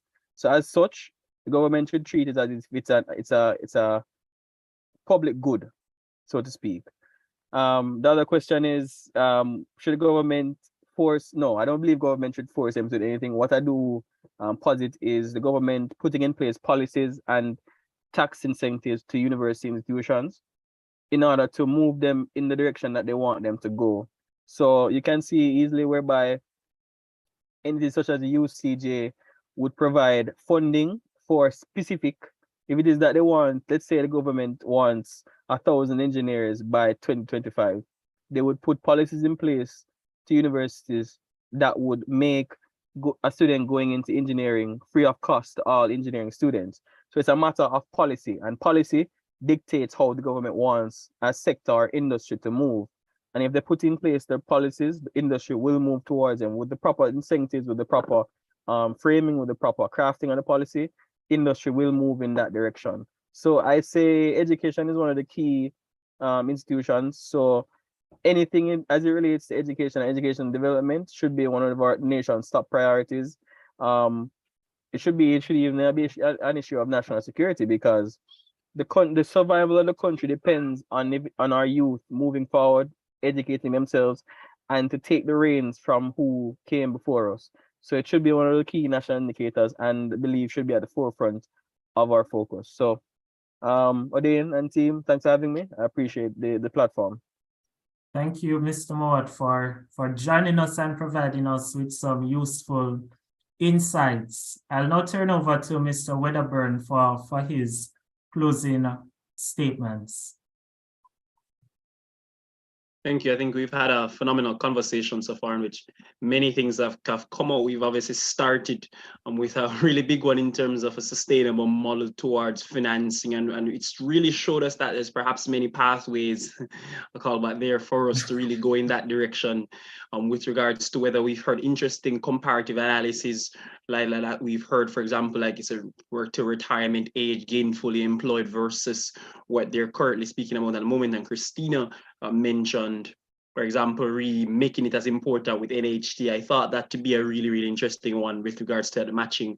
I mean, we've also heard later in the conversation, I think, which has been really, really good, is a specific focus on the programs offered all across the board. Whether we get to the point of streamlining, because I know that's a further down thing, or one of the things that Mr. Moat said there, which is that, and it should be pinned, I hope Christina goes back to that committee and says this, which is that it serves the government and the country no well, even policy, with people competing for each other and competing for students, because then it's going to come down to a matter of cost. And how we look at those different program arrangements with regards to employability. And that has to become a key point of that as well. And like we also said, it's also important to ensure that all these are equitable across the board to see how it is driving forward your training and development aspects. Like you mentioned, there has to be really, really critical. But something I even mentioned in my first remarks that I really, really want to see is that also focus on, like they said, she said, the student, you know, that tertiary student, and in terms of the directions that we push them into and things that we want them to be engaged with. And we want them to interact with even during this critical period in time. I think those would provide us with an excellent platform to start. And then, of course, like she said, it just be a draft, and then we will give our thoughts then. Thank you, Mr. Wedderburn. You did a pretty good job. If someone had just joined, they would have been able to get all of the major takeaways from the panel discussion this evening. So thank you so much for that. I'll now invite Zidane to provide his closing remarks. He has provided useful insights throughout this conversation, and I'm sure he will leave us with even more insights. Right. Thank you. Let me just express my gratitude for being here. But I'll close with these 3 points that I've noted on what exists and what we want. We have, which we have addressed earlier, this standardization in our universities. That will have to change to a more flexible, accepting the fact that we have to, it has to be more current based. Current based meaning we're getting secular in terms of branching out into the needs of our country, the needs of our region, the needs of the world. So we have to move away from that standardized mindset that we have. The other thing is that there is this high pontification and focus on just literacy and numeracy. We have to move away from that. We have to capitalize on our farmers, capitalize on our skilled personnel, capitalize on our masons, capitalize, don't just let them, it shouldn't just be a one-man thing. It should be, similarly to how you can have a university training 100 lawyers. The heart should be able to produce world-class farmers, produce world-class masons, produce world-class electricians, etc. The other thing is that we have to change how we see our students in the university level. It appears that we see them as enemies, in my opinion, because they are not being treated as persons who are going to be influencing, changing our society. Because the truth is that the moment a person touches first year, they are being trained to give us the vision 2030 we're looking for. And if you cannot provide the amenities necessary to groom them such that they can show that and demonstrate that, then there's a problem. So we have to take off the lens that we're looking at them as just students and start looking at them as the labor force that Jamaica, the region, and the world needs. That's where I'll close. Thank you, Zidane. Zidane argues that we should get off our laurels and stop the pontification.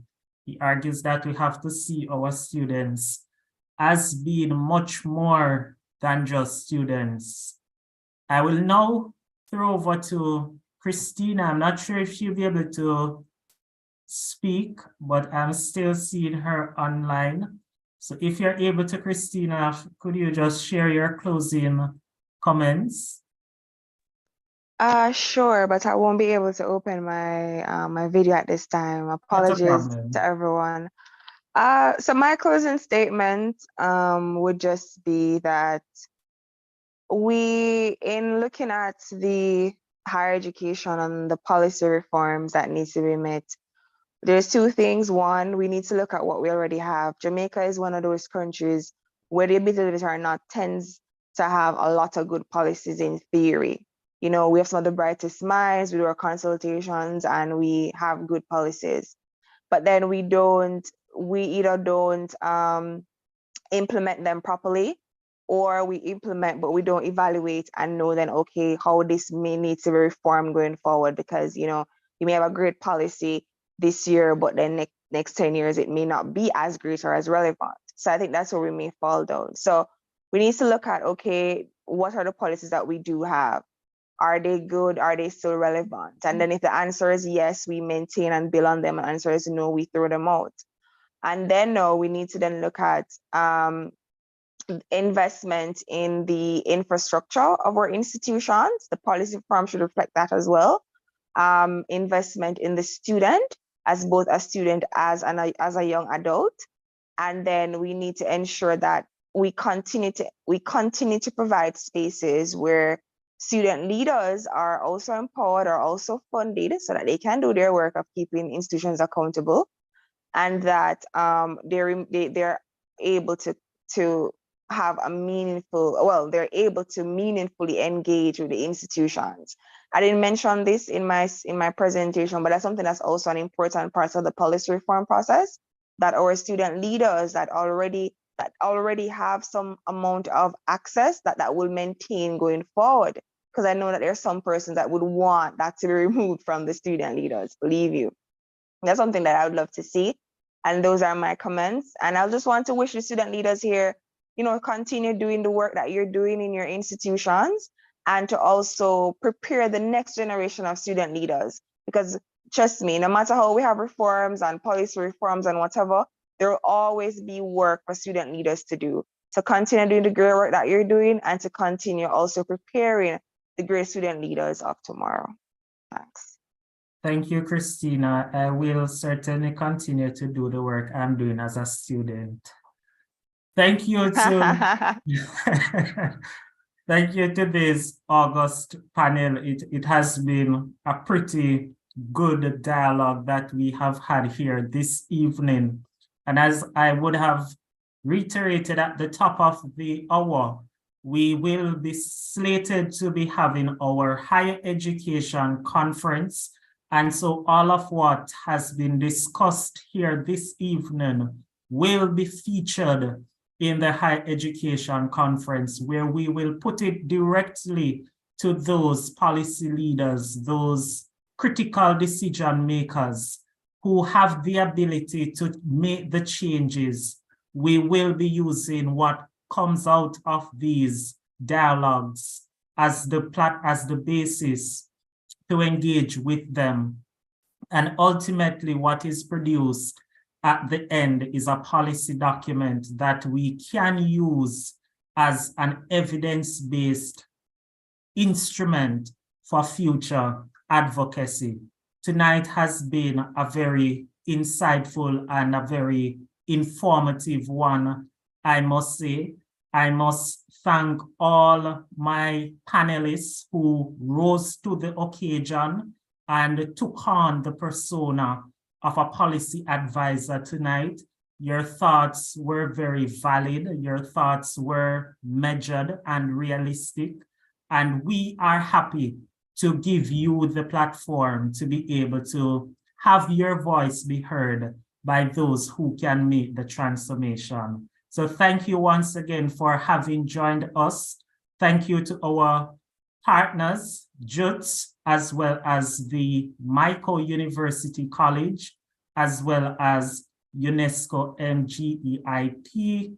We also want to thank our regional colleagues who would have joined us this evening. I told you that this discussion, it's not local, it's not even regional, it's international.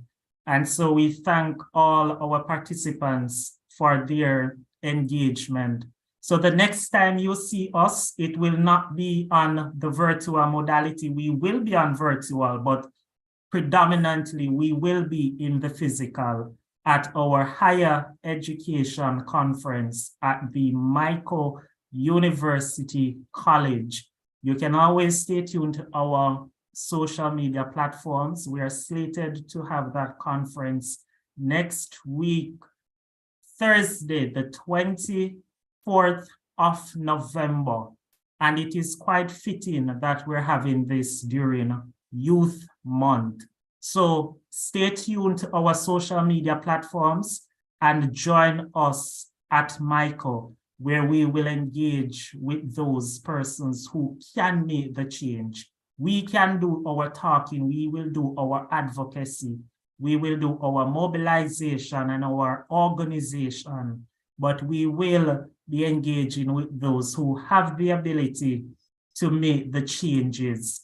So thank you once again, everyone. It was my pleasure to moderate this session.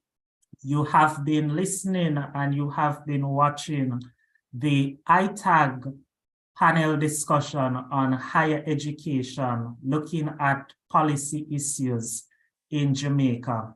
How can we transform higher education? It is my pleasure. I am Odin Brooks. Stay tuned to our social media platforms as we continue the dialogue and meet at the Mico University College. Thank you once again. If you want to rewatch this session, you can always go on YouTube where we are live streaming to share with your friends, share with your neighbor, so we can spread the word and to capture as many voices as possible. Good evening again, ladies and gentlemen. Thank you again. Good evening, everyone. A great one.